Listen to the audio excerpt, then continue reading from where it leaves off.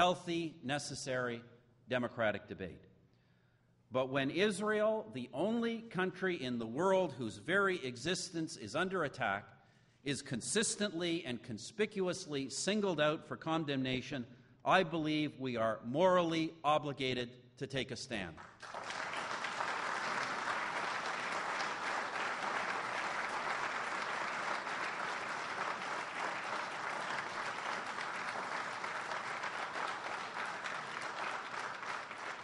Demonization, double standards, delegitimization.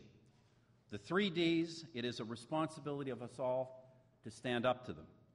And I know, by the way, because I have the bruises to show for it, that whether it is at the United Nations or any other international forum, the easiest thing to do is simply to just get along and go along with this anti-Israeli rhetoric, to pretend it is just about being even-handed, and to excuse oneself with the label of honest broker.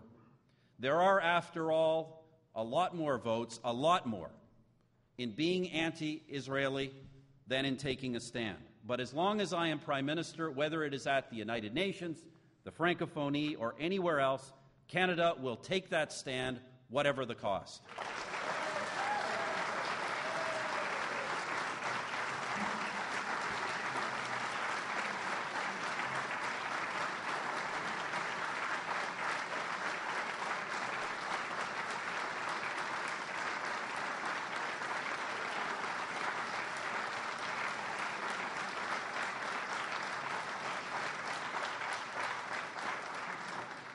And friends, I say this not just because it is the right thing to do, but because history shows us, and the ideology of the anti-Israeli mob tells us all too well, if we listen to it, that those who threaten the existence of the Jewish people are a threat to all of us.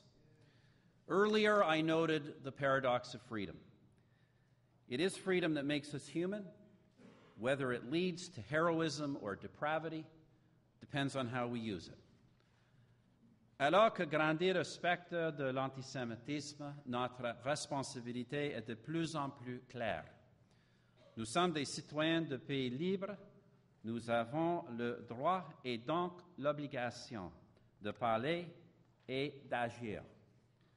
We are free citizens, but also the elected representatives of free peoples.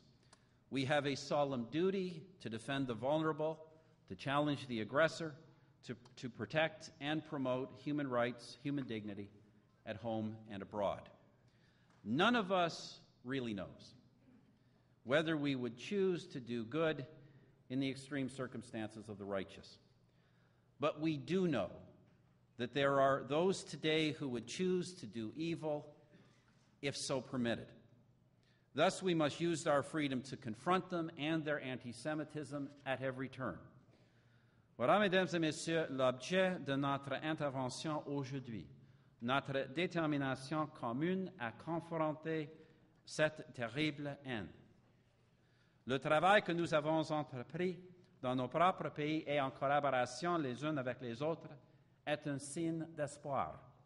Our work together is a sign of hope, just as the existence and persistence of the Jewish homeland is a sign of hope. And it is here that history serves not to warn, but to inspire.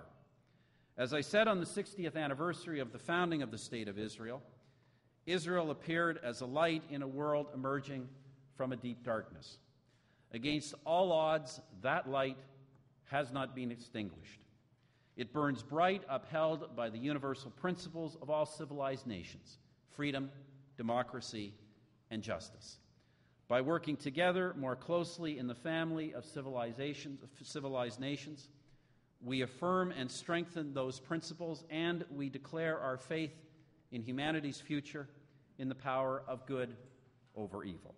I want to thank you all for all you are doing to spread that faith, and I want to thank you for your kind attention today. Merci beaucoup.